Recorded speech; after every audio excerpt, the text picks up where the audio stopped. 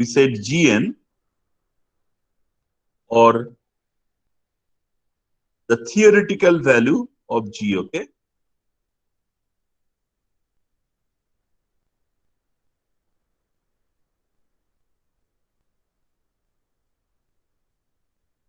And that is G at the international reference ellipsoid, okay? So you can imagine the mass of the Earth, a particular value, and then you can consider where in your international reference ellipsoid your point is, and you can theoretically calculate the value of G by simple formula of Gm by R square.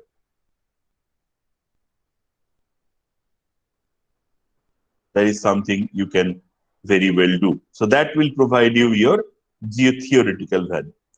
And then what I said, there is another thing, what we call as Gm, which is my G measured.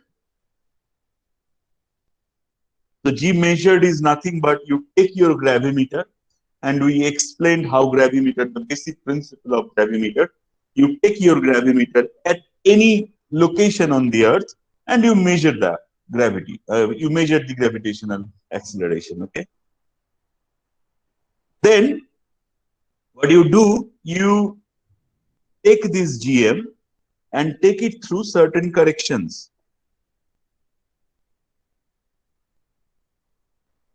Okay? And let us say you get, after you correct your GM, you get a value. Let us say we call it as GMC, okay? G measured corrected. And then you calculate something called delta G, and which is the main thing that we should calculate, which we call as the gravity anomaly.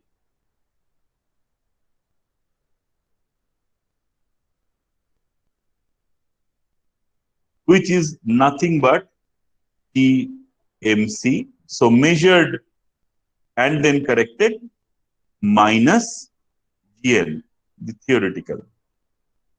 And that provides me gravity anomaly. And that gravity anomaly is essentially used to detect the inhomogeneities in density beneath the crust. Okay. That is used to detect inhomogeneities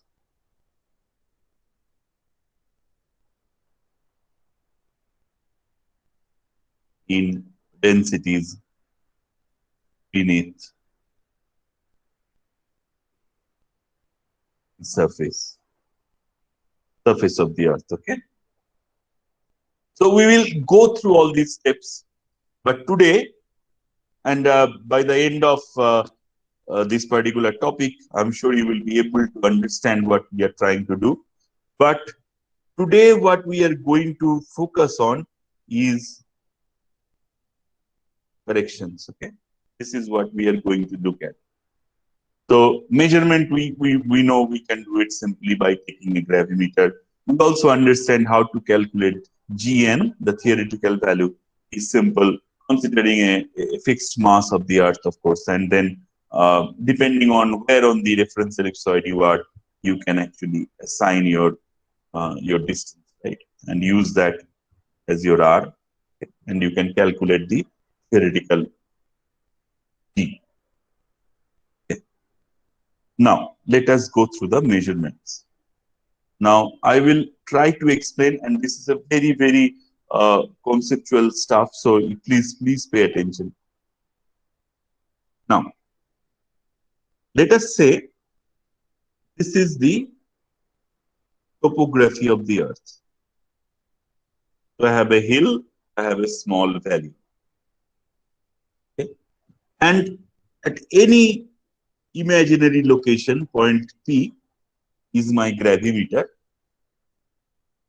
okay, where I have taken my, so at point P,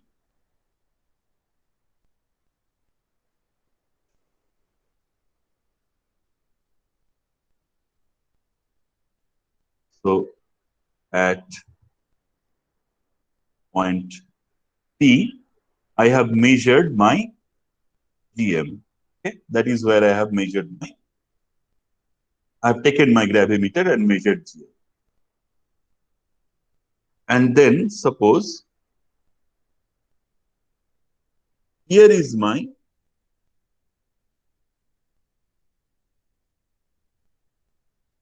international reference ellipsoid. Okay. So if I consider this international, so here if I imagine that if I would have taken my measurement at this point, this would have been E dashed. What value of G I would have got? I would have got the value of, at point P dashed, I would have got value Gn. That is my theoretical value. Okay. So now let us also imagine that I have a higher density mass that is sitting beneath my Earth. So this is rho 2, this is rho 1, where rho 2 is greater than rho 1. Just for example, it could also be rho 2 less than rho 1 as well. Sir, Yeah. sir, could you repeat the from the international reference ellipsoid line once again? There was a glitch in the voice, so I was not able to hear it. Okay. So what I just said that P1 is a point which is kind of a projection, a vertical projection of point P, okay, on the reference, international reference ellipsoid, where if I would have, theoretically calculated the gravitational acceleration, that would have been on point P1, the equivalent point, and say that that value is Gn. Okay? And then suppose I have also a mass which is sitting beneath the Earth's surface, which is having a density of rho 2, which is different from rho 1. It could be either high or lower than rho 1. Okay. So, I mean, so the density of the mass is rho 2, and then that is either higher or lower than rho 1, which is the surrounding density. Okay. Now, my job is to actually figure out this body. So, my job is to figure out this body. Okay. My job is to understand from the gravity signal the presence of this body. Okay.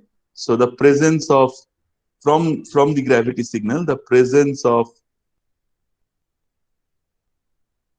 this rho 2 and the extent of the body.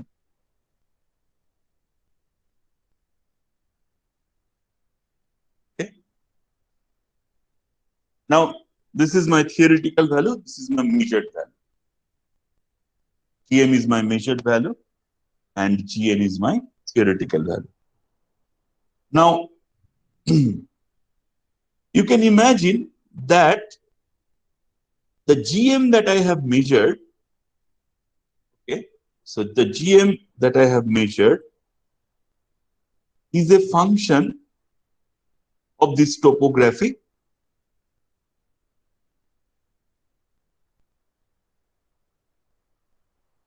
is a function of this rho 2 minus rho 1, okay, and also is a function of the total Earth.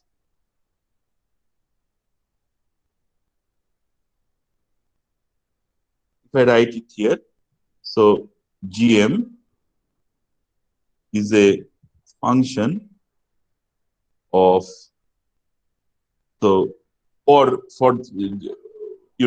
for example, I can say due to the topography, so let us call it as G topo is also a function of G due to rho 2 minus rho 1 is also a function of G total Earth, and that is nothing but my G theoretical. Do you agree with me? Do you understand this point, this statement? Everyone? Do you understand this point?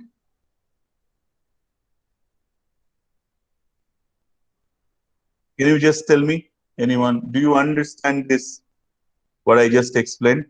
What G measured is all about? Is a function of these topographical changes, is also a function of the difference in the density, and of course is a function of the total Earth that is present, which is my G normal, right? Or the G theoretical, right? Now,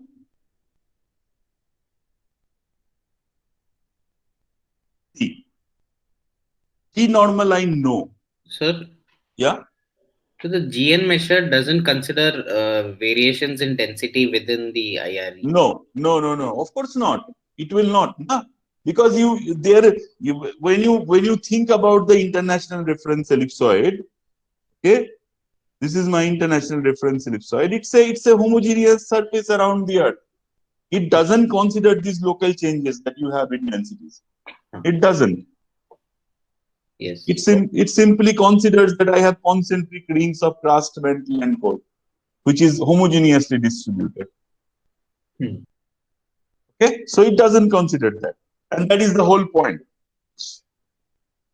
Yes, sir. Okay, so if I only want to essentially find out, so my interest is this, right? This is my interest. Okay, for the example that we are going to talk about. So what I have to do, I have to decouple GN, and I have to decouple this change in topography, right? That's it. So if I can do that, I should be able to find out the effect due to 0, 2, minus 0, 1, right? 0, 2, minus 0, 1, because of the density difference of the mass. I just have to decouple these two. Now decoupling GN is rather simple. Okay, whatever you have measured, you subtract that from my theoretical value, so I can get rid of this very easy. But the problem will lie that I have not yet decoupled the effect of the topography. So that is, yeah. I have a question. Yeah. Like in the factor G rho 2 minus rho 1, we should have an idea. Like priorly, like there is some additional mass and what its density is. So we should have like a prior information of this thing. No, Otherwise, we can't calculate it. we don't. I'll explain that why we don't. You will see what it means. Okay, just hang on for the time being. We will. I mean, what you will find out later on, that you can pretty well detect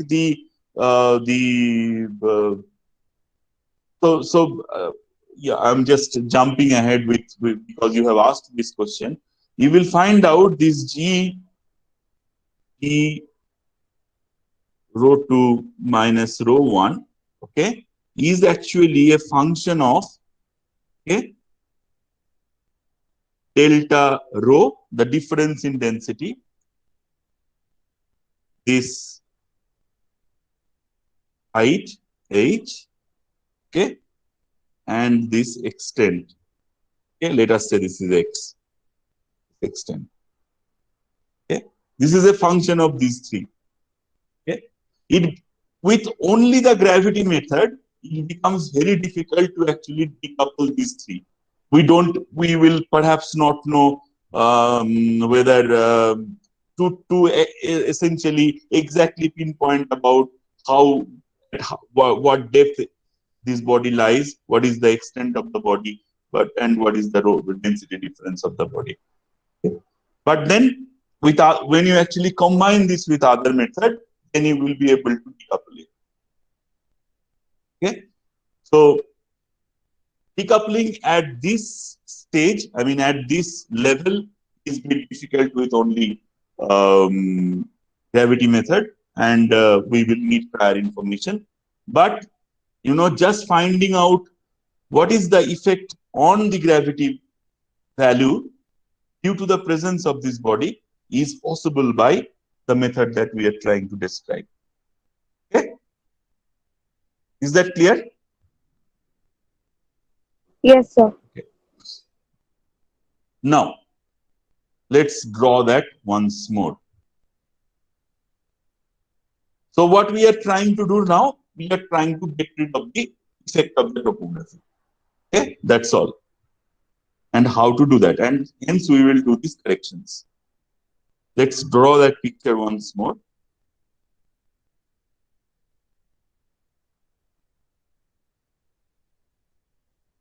Here is P, and here is my IRE. Okay. And here is my P dashed. So by this correction that we are going to discuss now, my idea will be simply bring P down to P1. Okay, I will try to bring down point P to P1 so that I can compare P and P1. Okay, I will try to bring down P to P1. Now, let us say, let us imagine a line somewhere here to the trough of the topography, which is parallel to IRE. Okay. So this is a line, this is an imaginary line, which is parallel to international reference ellipsoid, passes through the trough of the topography. Okay. Now my point P is here. Let us divide this topographical mass into two entities. Okay.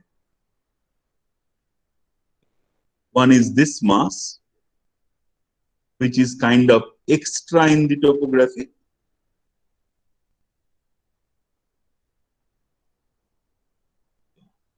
And then there is this mass,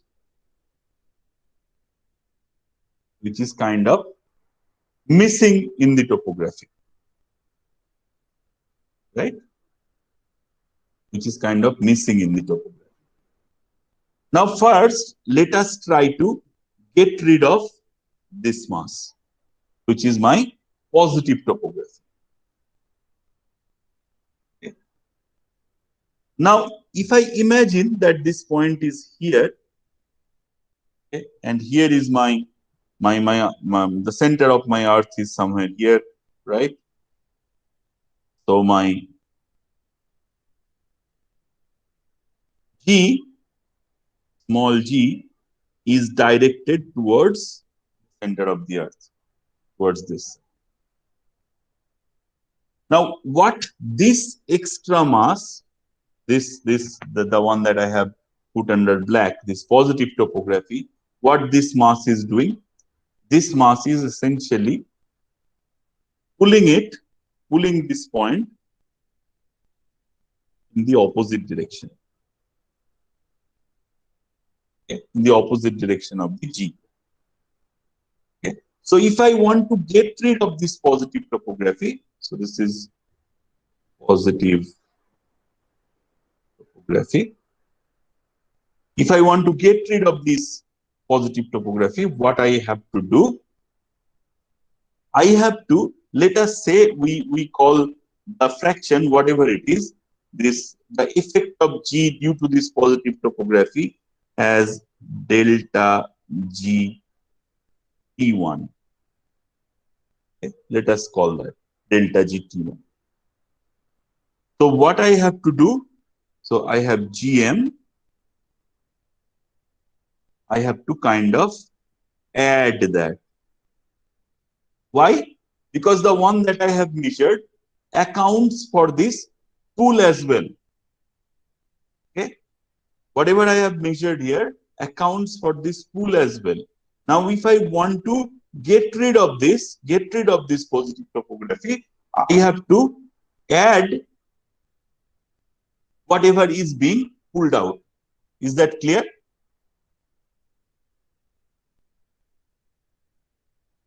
I have to add whatever has been pulled out. Okay. Now, how about this negative topography? Can you tell me what should I do if I say that this delta GT1 is for the positive topography and let us say delta GT2 is for this negative topography or for this depression? What should I do? Should I add delta GT1 to it or should I subtract delta GT1 to it from it? Can you tell me? Anyone?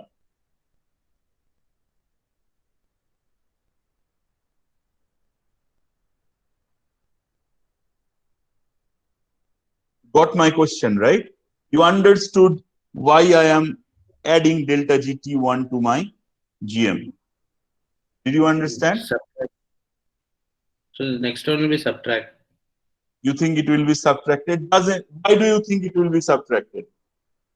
Because So no, because positive mass we are adding, hence negative mass we are subtracting. Is that your logic? yes, sir. Okay. Now let's try to think about it with a bit more clarity. Okay. So what I am trying to do, I am trying to essentially, so this mass was essentially pulling this up, right? Now imagine if I want to normalize everything, I want to think, I mean, if I want to bring P to P1, what I can do, if I want to bring P to P1, what I have to do, I have to simply get rid of these masses from it, right? I have to simply get rid of these masses from it, right? From the calculation. That is my primary objective, right? So for positive T1, because it was essentially pulling it up, I have added it. Now, what this mass is essentially doing, this negative mass, this is not there. Okay. So if I now essentially try to bring P to P1, okay, I can think of that there is this plate, there is this whole mass, okay, which was there, which was due to was responsible for the calculation of GM. Okay. And if I get rid of this whole mass, okay, and then get rid of this whole mass, okay, I should be able to bring P to P1. Now you see, if I want to uniformize this mass, I mean this whole body of extra mass, okay, what I have to do, this mass is essentially missing here. Okay, so the effect this positive mass is having on my measurement is similar to the negative mass that I am having, because this mass is not there. Okay, if this mass would have been there, then I would have got a higher value of GM. You understand? If this mass would have been there, this negative mass would have been there, I would have got a higher value of GM. If this mass would have not been there, I would have got a higher value of GM. Hence, I have added delta GT1. If this mass would have been there, I would have got a higher value of GM. So hence, I will also add delta GT2.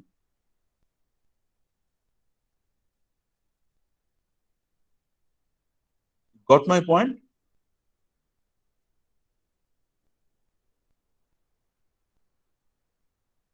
Shall I explain it once more, or you got my point? Sir, if the extra mass is there, won't it like take you more away from the center of the earth? So like distance from the center increases. Don't think about the distance at this moment. Okay, just think of the mass. We will deal with the distance later on. Okay, just think of the mass. My idea is to actually let's draw it once more. Let me try to explain it once more. Here is IRE. Here is my point P. Here is my point P1. So I want to bring P to P1. Okay. So the first thing that I am trying to do, I'm trying to remove the effect of this mass. Okay. So if I want to remove the effect of this mass, what I have to do? I have to essentially flatten this black line. I have to flatten the topography. Okay. So that means I have to essentially simply have the topography looking like this. So what I have to do? I have to remove the effect of this. Also, I have to remove the effect of this. How can I remove the effect of this? Is by simply thinking that it is not there. Okay. So if I think that it is not there, what I have to do from GM, I have to add delta G T1. Okay, this is if this is delta G T1. Okay, and then if I think that this mass, I mean, if I have to remove the effect of this, I have to fill it with the equivalent mass. Okay, so if I add the equivalent mass, what does that mean? I have to also add delta G T2. Now, do you get my point? Because this was pulling this extra mass, this positive mass was pulling my measurement. Yeah. Hence, I am adding delta GT1. And as this mass was not there, I'm trying to fill this one up. Hence, also, I am also adding delta GT2. Is that clear?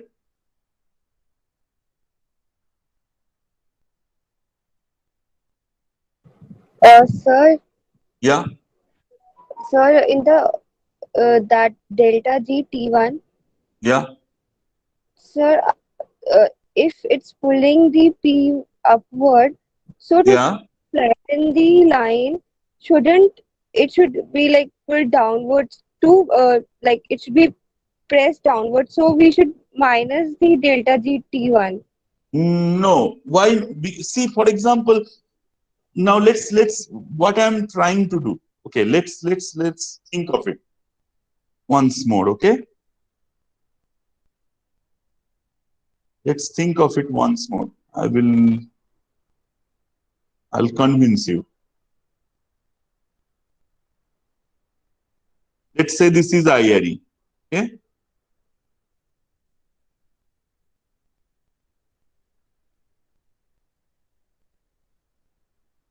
and let's say I have, this is my any surface. Okay, but at some distance. Okay, so there is a, so, and this is not empty, there is a mass. Okay,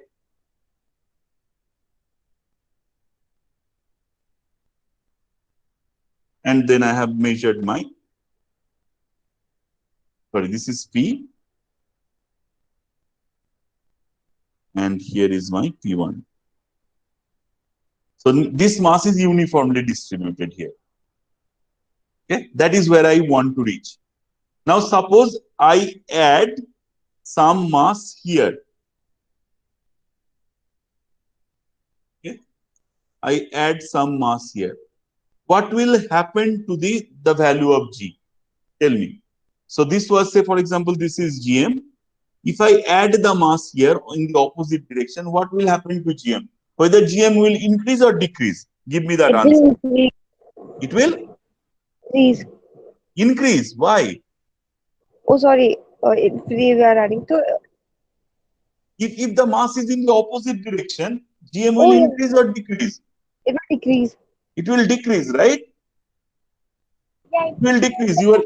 Because this is pulling, right? This was, if everything was pushing, I mean, this was attracting it to the center of the earth. This extra mass, what it is doing? It is pulling in the opposite direction. So what will happen to the value of GM? It will decrease. Decrease, right? You are convinced that it will decrease. Yes, sir. Okay. Now let us say take some mass out from here. I dig out this mass. This mass is no more there.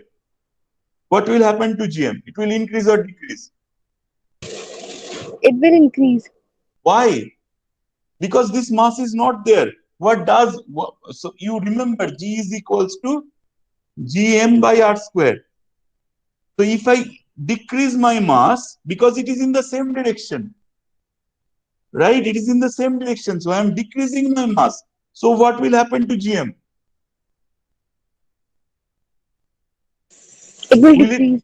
it will decrease, right? So by adding my positive topography, it is decreasing. By introducing my negative topography, it is also decreasing, Yes, sir. right?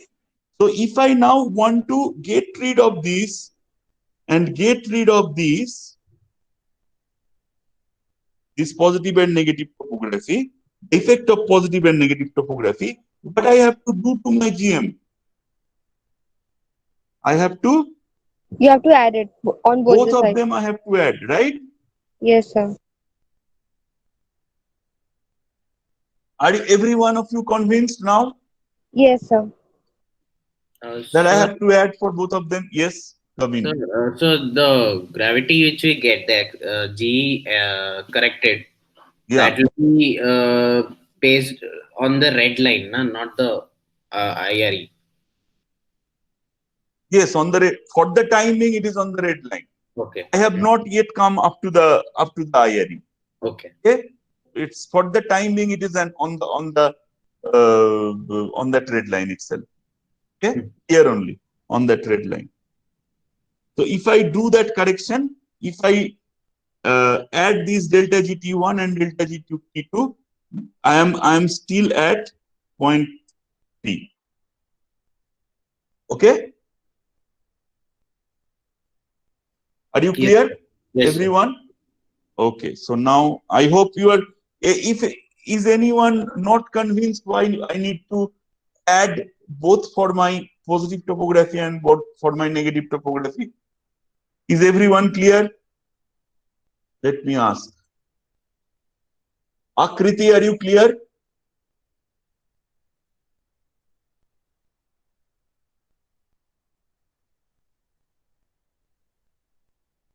Akriti, Ashwin, Chetan, Jitendra, Taima,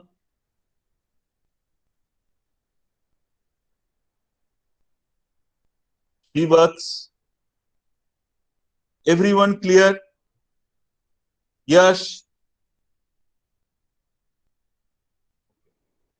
Very good. Half of my job is done.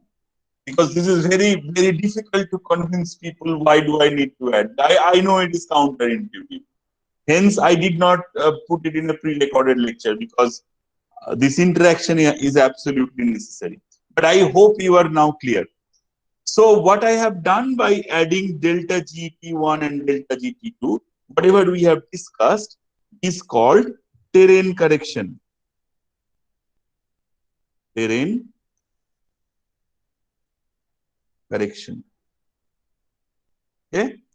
Now let us draw that picture once more.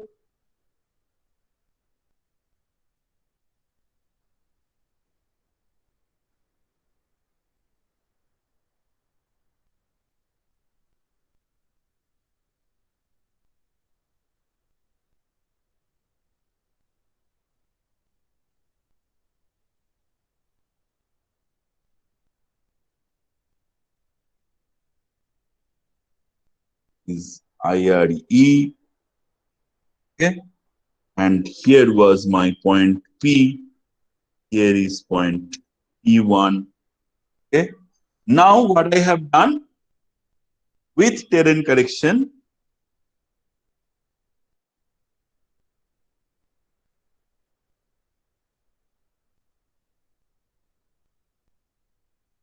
I have got rid of this topography, right? So I have got rid of this terrain. Okay, now I can imagine that I have a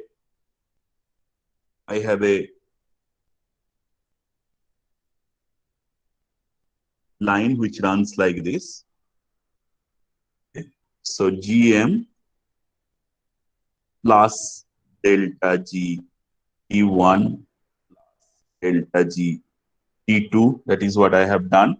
So now I can simply remove my terrain from here.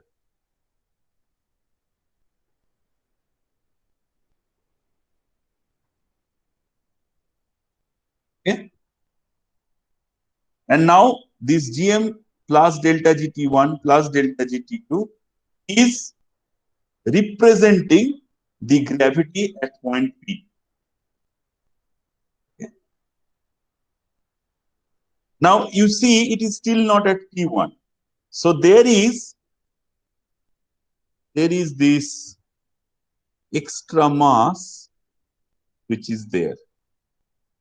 Okay. Extra mass of uniform density is there without any terrain, which is kind of parallel to IRE. Okay, but think of it in 3 dimension. Okay, now this plate, whatever is extra, just a moment. Okay, that this plate, whatever is extra on the top of IRE, is called Cougar plate.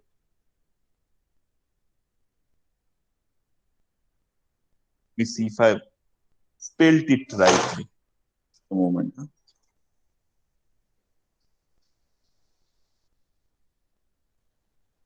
Bouguer. Bouguer.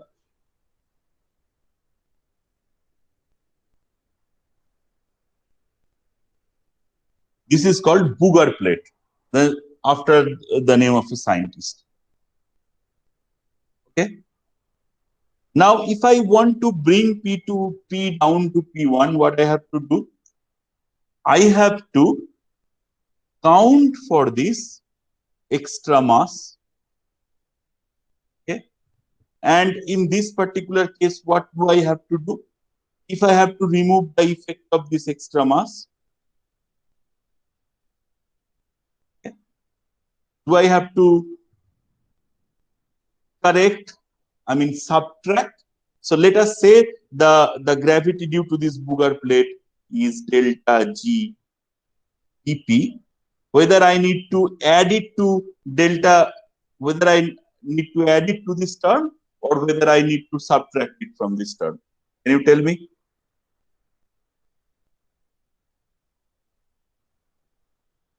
So delta G, no, we are not considering distance as yet, just mass. So whether we need to subtract delta G, subtract or add? Subtract. Subtract. So yes, that is true.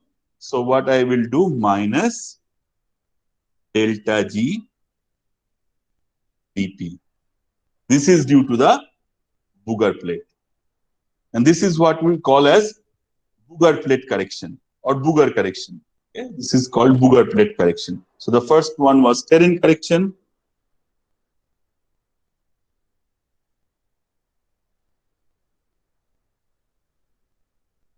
And then was my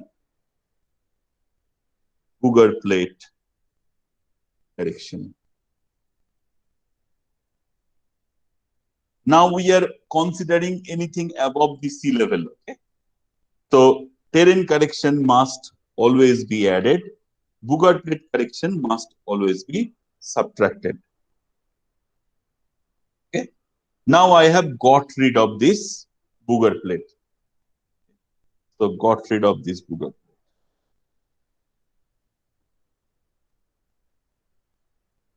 Remember, in Bouguer plate correction, we only considered the effect of the mass due to the presence of this Bouguer plate, okay?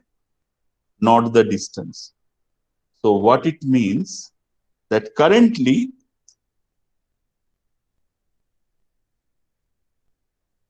we have a point P which is simply hanging there, okay? Because we have just simply got rid of the mass. Okay, we have not got rid of the extra distance, this extra r, because g is gm by r square. In Bugart plate correction, I have only taken care of this extra mass. Okay, I have not taken care of this extra r. Now, what I have to do, I have to bring P down to P1.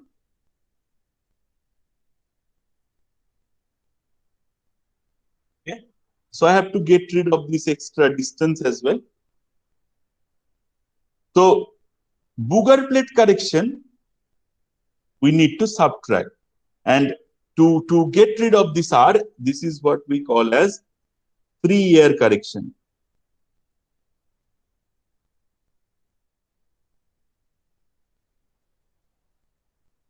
And let us say we call it as delta G FA. Now tell me, if I want to bring P down to P1, whether I need to add delta GFA or I need to subtract delta GFA. Let's see. Add delta GFA. Add delta GFA. Why, Shivangi? Sir, because G will be less than the ideal value. Because G is inversely proportional to Equal R. to, yeah, that's what I'm saying.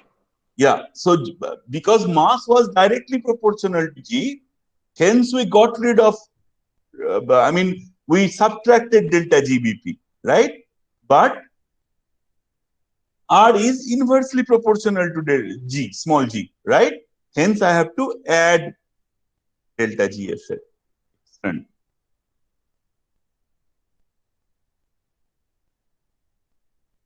Okay. So this will give me my GMC. So that is my G measured and corrected. So that is G measured plus my terrain correction plus my Bugart plate correction plus my free air correction. So once I do all these things, what I will have my P brought down to P1. Okay. So now P is brought down to P1.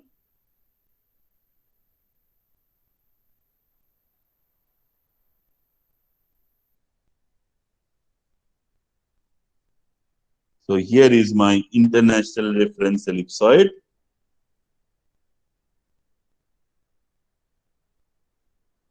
I have a value of Gn, which is theoretical. And then I have a value of GMC, which is T measured, which I did somewhere here.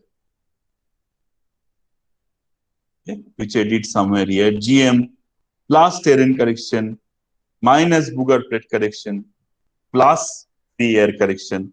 And now I have got here P dashed, which is equivalent to GMC. Okay. Now, if I do delta G GMC minus GN, okay, let's write it down here. Okay. Delta G is GMC minus GN. That will account for the extra mass which is sitting inside. Because GN essentially doesn't account for this. GN doesn't account for this.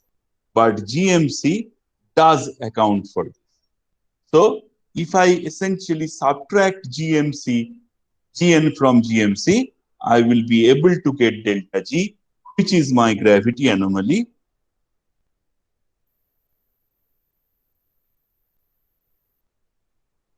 Okay. And that will correspond to this extra mass, which is because of the extra density that I have. Now, if I do a simple plot,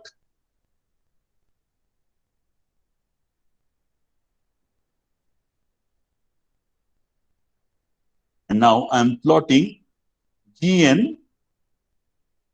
So Suppose this is my international reference ellipsoid. Here is my extra mass, and here I am plotting distance against G. Okay. Now let us see how Gn will go. So let us say Gn runs like this.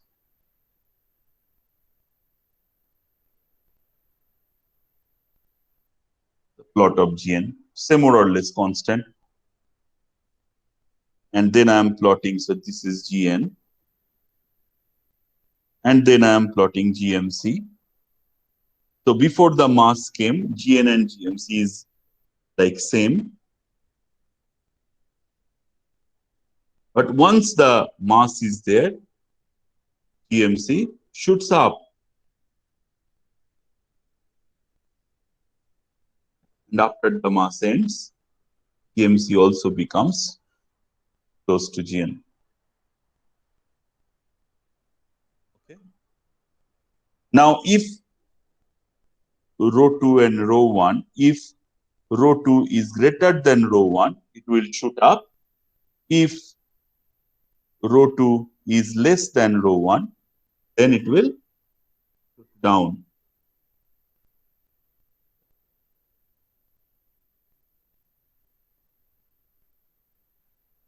So either we can plot Gn and GMC, or we can simply plot here in distance versus delta G, which is the difference between GM and GMC, GMC and Gn. So how that graph will look like? So that will be kind of 0 before it hits the body, and then when it hits the body, it will be positive, the anomaly, okay, and it will again become 0 when it goes away from the body. Now this signal